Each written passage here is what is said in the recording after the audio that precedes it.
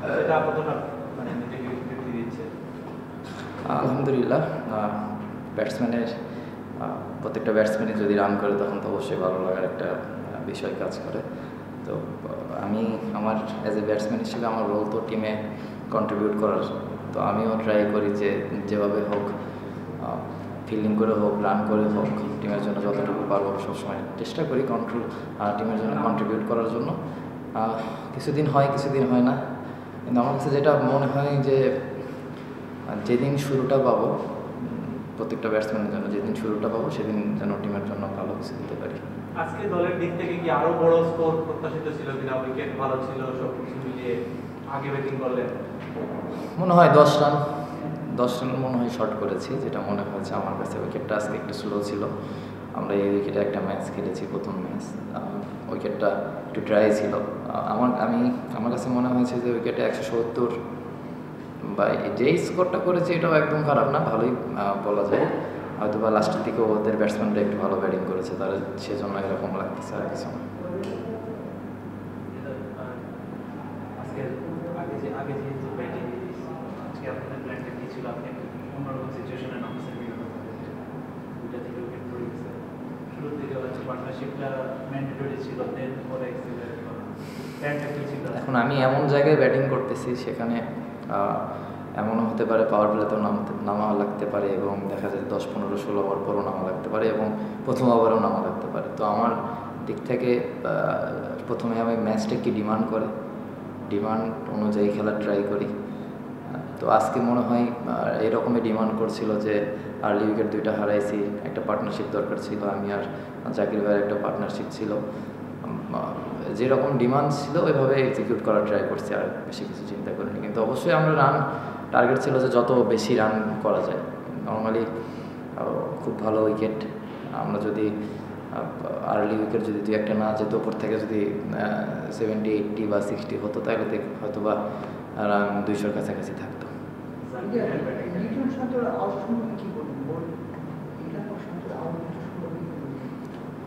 না, আউট সম্পর্কে কি বলবো? আউট তো যে কোনো রকমই হতে পারে। বোল্ড তো আউট না, বোল্ড ক্যাচ এগুলো তো আউটের মধ্যেই পড়ে। ঠিক আছে, 2-1টা ইনিংস এদিক ওদিক হতেই পারে। আবার যেদিন ভালো শুরু করবে দেখবেন যে তারাই ম্যাচ জিতাইতেছে, তারাই টপ অর্ডারে ব্যাটিং করে, তারাই দেখবেন একদিন 100 মেরে ম্যাচটা আমাদের জন্য আমাদের টিমের জন্য কন্ট্রিবিউট করবে। বিশ্বকাপের প্রস্তুতিটা কি সঠিকভাবে হচ্ছে?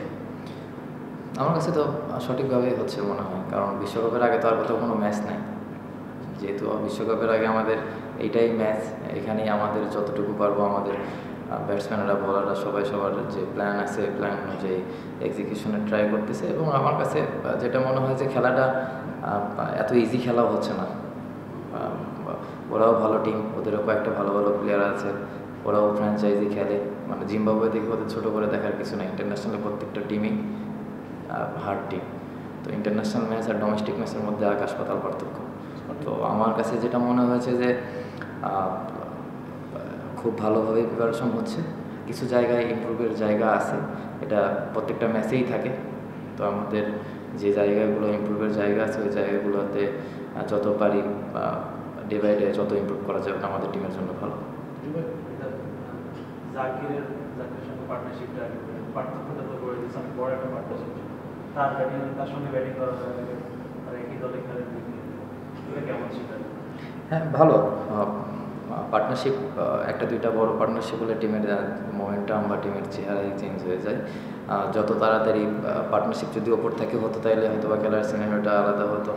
মাঝখানে হয়েছে, ট্রাই করেছি আমরা দুইজনই যে টিমের জন্য যতটুকু পারবো কন্ট্রিবিউট করার জন্য, এবং এক্সিকিউশন মোটামুটি হয়েছে। আরও কিছু জায়গা ছিল যে ওই জায়গাগুলো আরেকটু ভালো হলেও হতে পারতো। আমাদের হাতে উইকেট ছিল, তিনটে ম্যাচে একটা বিষয় মানে যেটা দেখা গেল যে পাওয়ার প্লে খুব ইম্পর্টেন্ট, বিশেষ করে এই ম্যাচগুলো না, ওয়ার্ল্ড কাপে খেলবে বা বিগ ম্যাচ খেলবে বেশি ইম্পর্টেন্ট দাঁড়াবে। তারপরে আজকে 22 রান এসেছে, এর আগে হয়েছে 6 ওভারে বা 38 ওভার 42, মানে এটা আরও ইম্প্রোভাইজ করার সুযোগ আছে। এবং আপনি যে ব্যাট করছেন প্রায় 160-170 রান থাকছে, শুরুর দিকে এটা হচ্ছে না। এটা আমরা দেখেছি হয়তো শ্রীলঙ্কার 2 ম্যাচ ভালো হয়েছে, কিন্তু তার আগে এখন আমরা এই জায়গাতে সবসময় কথা হয়, এই জায়গাতে ওই আগের মতো এই ফিরে যাচ্ছে। এখানে মেন্টাল কোনো সমস্যা হচ্ছে বা অ্যাপ্রোচটা নিয়ে? হ্যাঁ, না পাওয়ার প্লেতে কত হলে মানে আপনাদের দিক থেকে পাওয়ার প্লেতে কত হলে ভালো একটু বলবেন? টি-টোয়েন্টিতে অ্যাটলিস্ট আপ তো 55 বা 60 তো মিনিমাম স্ট্যান্ডার্ড বল। 45-50 হ্যাঁ 55 to 60 বা 10 অ্যারাউন্ড। এটা ডিমান্ড করে যদি আমাদের উইকেট, যদি আমাদের হাতে যদি উইকেট থাকে, উইকেট যদি আরও 2-3টা পড়ে যায়, তাহলে তো ধরেন 45-60 সব দিনই হবে না, কিন্তু হ্যাঁ একটু হয়তো বা 5-7-10 রানের এদিক ওদিক হয়েছে, যেটা আমার কাছে মনে হয়। যদি আমাদের ব্যাটসম্যানরা শুরুটা ভালো করে আর একটু, তাহলে এটাও কভার হয়ে যাবে। উইকেটটা আমরা হারাইছি দেখে আমাদের রানটা মনে হয় 5-10 রান শর্ট হয়েছে। আপনি যদি দেখেন এখানে 3টা ম্যাচ হয়েছে, 3টা ম্যাচের একটাতেও পাওয়ার প্লেতে খুব একটা বেশি রান হয়নি, কারণ উইকেটে একটু হেল্প ছিল, বলারদের জন্য হেল্প ছিল, আমাদের ব্যাটসম্যানও পারেনি, ওদেরও পারেনি। কিন্তু আমরা যদি ওই উইকেটগুলো একটু কম হারাইতাম, তাহলে 10 রান 15 রান এটা কভার হয়ে যেত। তো ইনশাল্লাহ আশা করি যে সামনের দিকে এটা ঠিক হয়ে যাবে ইনশাল্লাহ। যেমন বলছিলেন উইকেট যদি থাকতো তাহলে হয়তো বাংলাদেশের রান একটু বেশি আসতে পারত।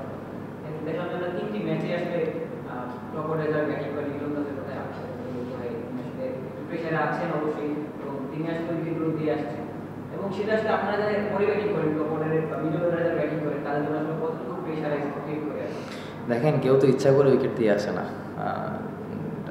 লিটন ভাই বা যারা টপ অর্ডারে ব্যাটিং করছে, তারা সবাই ট্রাই করতেছে নিজের বেস্টটা দিয়ে। আপনি আপনার প্রফেশনে আপনিও ট্রাই করবেন আপনার বেস্টটা দিয়ে।